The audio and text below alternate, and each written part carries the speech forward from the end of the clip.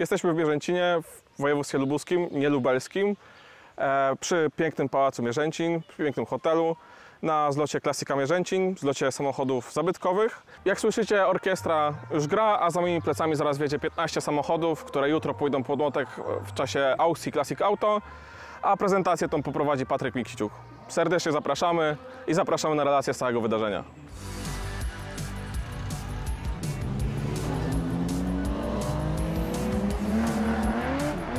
Witamy na kanale YouTube magazynu Classic Auto.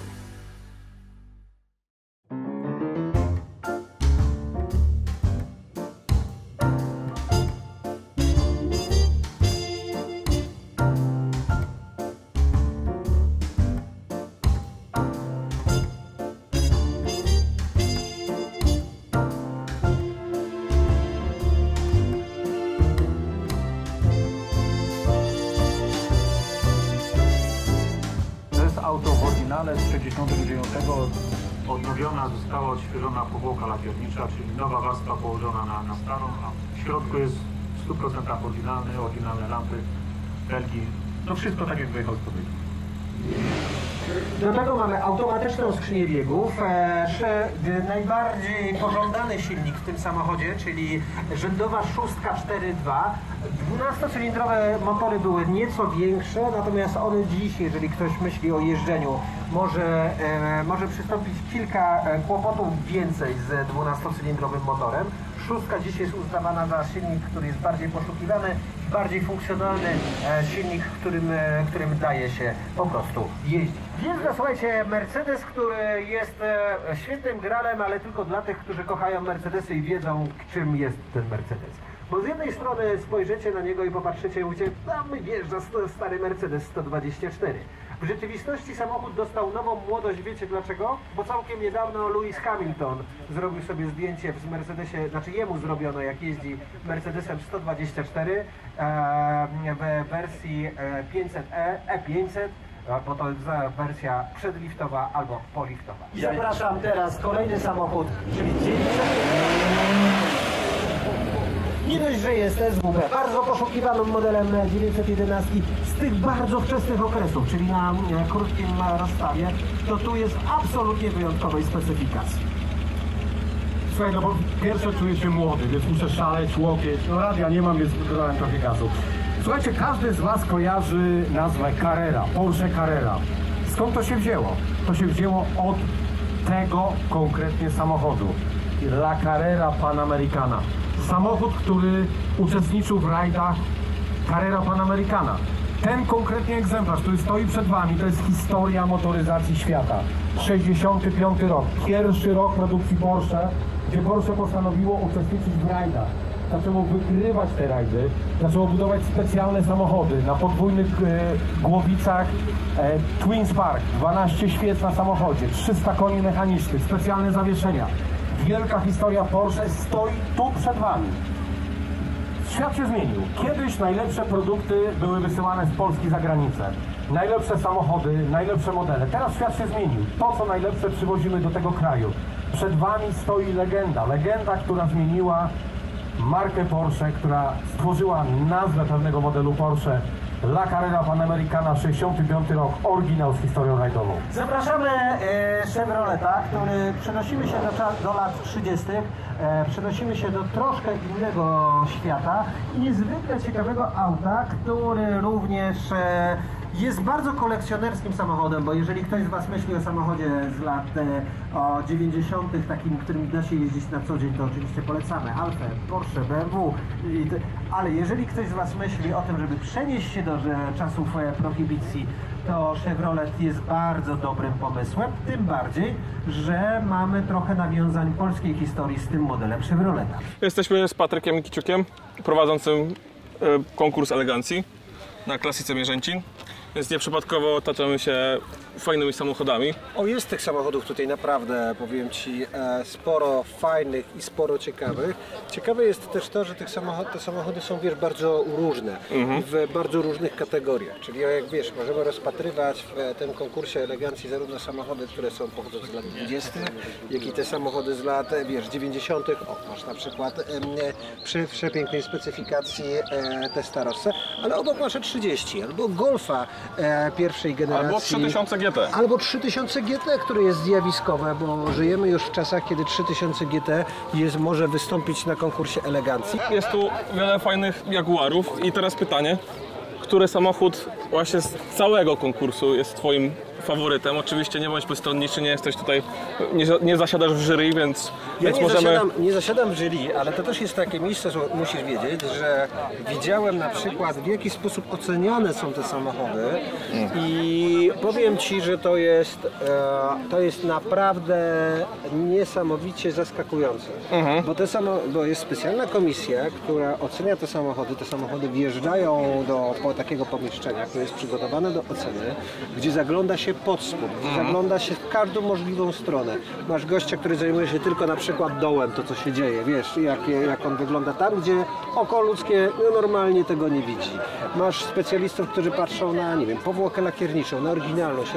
No powiem Ci, że przejść ten egzamin, który tam był robiony, nie jest łatwo. Trzeba mieć dużo odwagi w sercu, żeby wstawić tam swojego klasyka, ale z drugiej strony niezwykle profesjonalne podejście do tego, więc powiem Ci, że ja nie mam zielonego pojęcia, który z tych samochodów na obecną chwilę dostanie tą nagrodę, tą statuetkę zwycięzcy. A Ty któremu samochodowi któremu autu byś wręczył Twoją prywatną statuetkę, nie mówiąc tutaj o obiektywnej, tylko zupełnie subiektywnej opinii? Bo... O Jezu, wiesz co, jakby na pewno zwróciłem uwagę na kilka samochodów, które tutaj są. Jest świetny ten Fiat 1500 w Spiderze. Jest doskonały ten Volkswagen Garbus Oval, który jest naprawdę przepięknie zrobiony. Wiesz, z drugiej strony masz Rollsa Fantoma, który jest absolutnie perfekcyjny. Dla mnie na przykład zupełnie ducha czasu oddaje Ford A w wersji takiej hot rod, czyli tamten porzewialak taki, widzisz?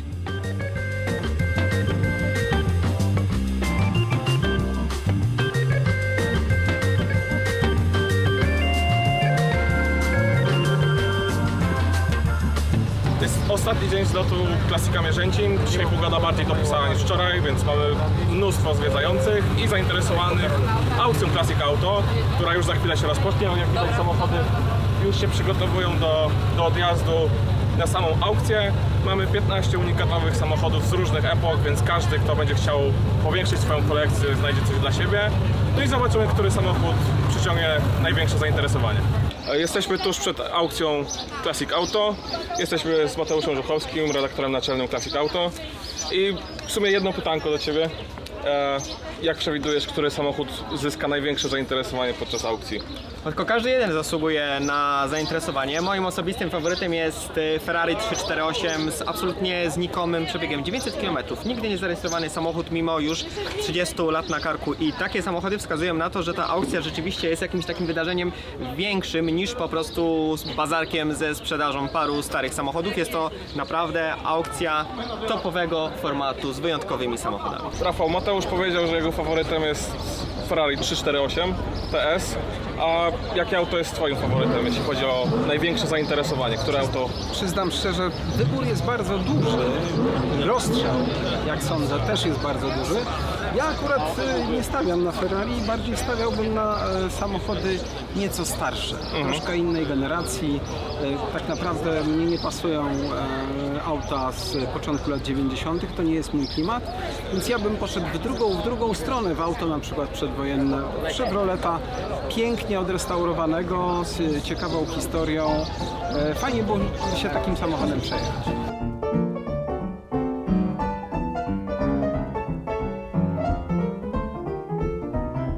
Proszę Państwa, zaczynamy od pierwszego samochodu. No i co masz do powiedzenia o takim pięknym samochodzie z połowy, z samego środka lat 90?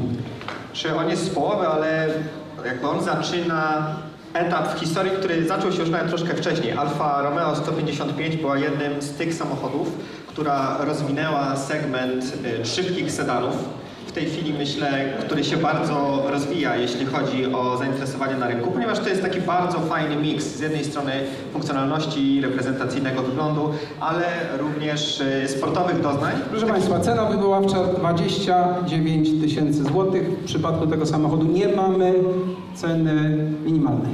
Kto da więcej, a powiem dokładnie, że postąpienie to jest 2000 złotych, czyli 31 000 po raz pierwszy. Kto da 31 000. 51 po raz pierwszy, 31 000. Kto da więcej, proszę Państwa? 31 000 po raz... Walnij sobie, proszę. Bądź młotkowy. Sprzedane. Brawo! To, co myślę jest najważniejsze, od razu przejdę do brzegu. Bardzo fajne połączenie z jednej strony historii Porsche, mechaniki Porsche, z bardzo futurystycznym, wizjonerskim designem, jak na tamte czasy i całą ideą samochodu, która polegała na połączeniu sportowego charakteru Porsche z modelem adresowanym bardziej pod amerykańskiego klienta, co przejawia się przez cały czas wysokim poziomem komfortu, zaawansowania technicznego. No dobra, 70 000 po raz pierwszy, po raz drugi i co? Po raz trzeci, ale nie mamy ceny minimalnej. Nie uzyskaliśmy ceny minimalnej.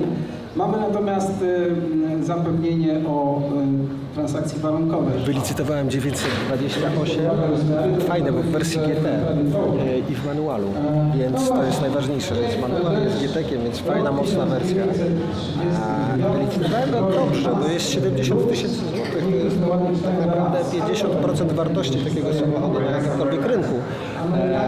Ale sprzedaż jest warunkowa, to oznacza, że właściciel musi się zgodzić, bo nie uzyskaliśmy ceny minimalnej.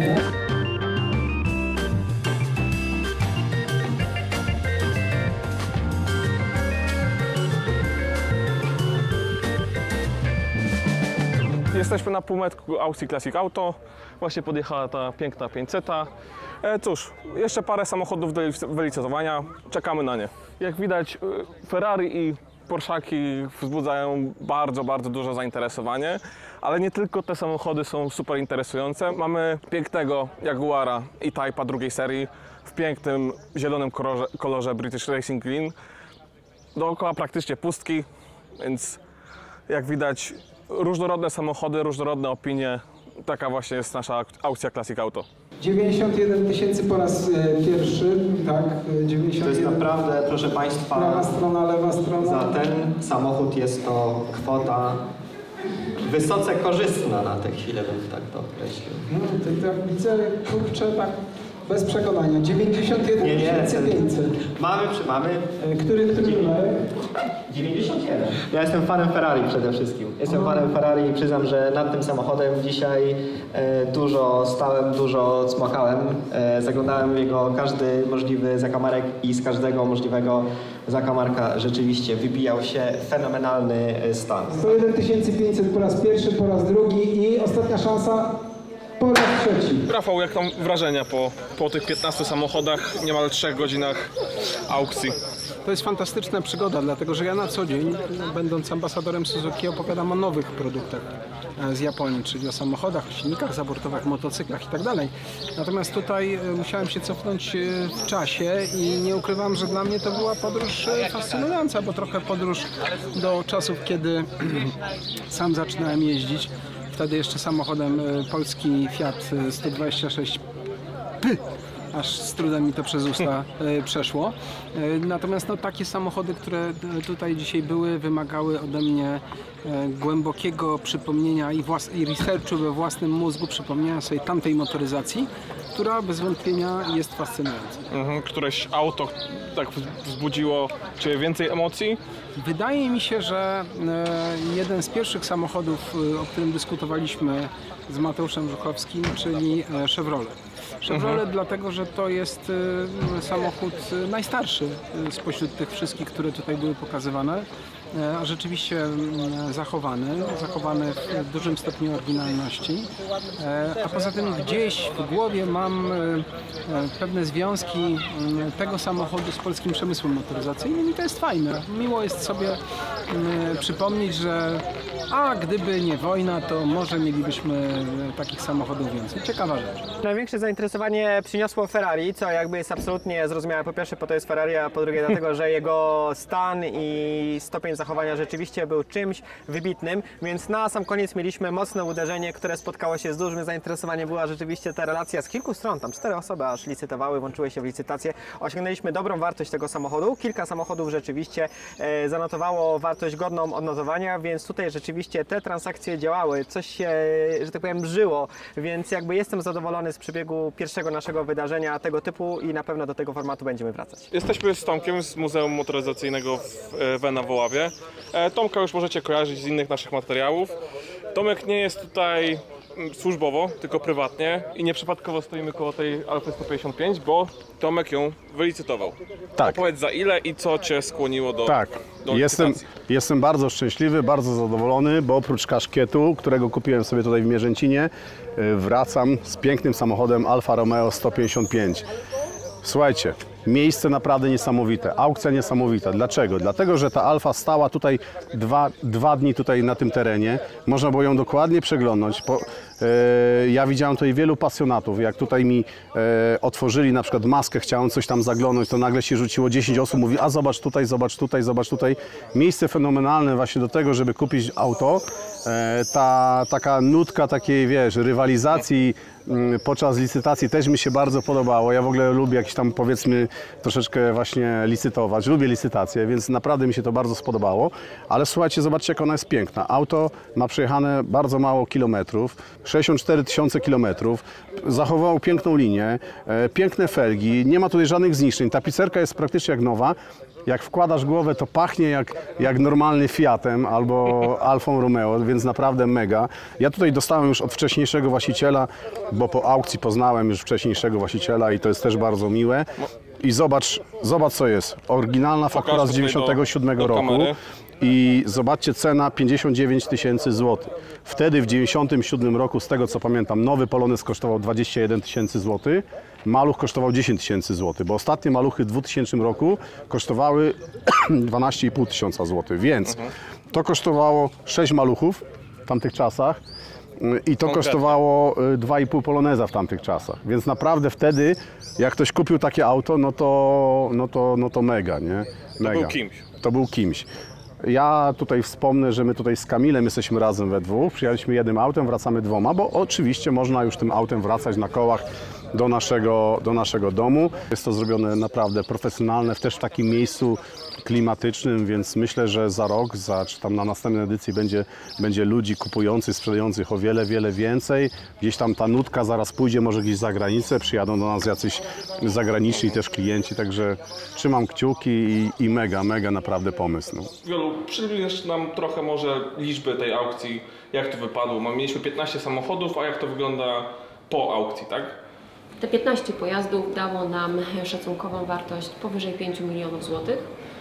Sprzedały się na samej aukcji 2 pojazdy, 10 pojazdów. W tej chwili trwają rozmowy pomiędzy sprzedającym a kupującym, ponieważ jest taka opcja, mieliśmy taką opcję dopuszczoną, gdzie jeżeli pojazd nie uzyskał ceny minimalnej, wtedy jest sprzedaż warunkowa i wtedy trwają rozmowy pomiędzy jedną i drugą stroną.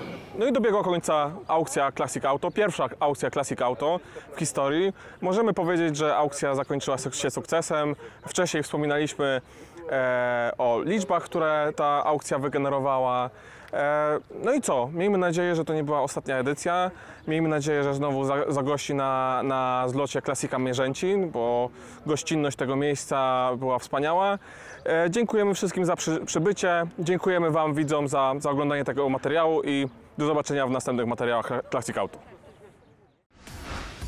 Jeżeli chcesz prenumerować magazyn Classic Auto, zapraszamy na stronę www.classicautomag.pl/sklep.